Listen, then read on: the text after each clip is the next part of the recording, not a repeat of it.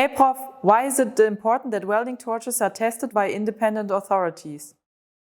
Yes, of course, also the torch manufacturers can do a lot of tests themselves.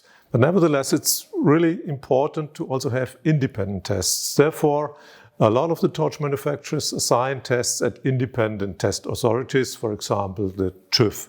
They can do these tests, of course, also very thoroughly.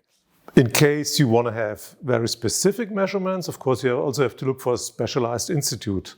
Let me give you an example. If you want to really measure the muscle strain of welders during the welding process, then you should contact an institute for sports medicine. They have a special technology called electromyography, and this allows to really scientifically determine the muscular strain of the welder's muscle during the welding process. Any questions for the Weld Prof? Please contact me.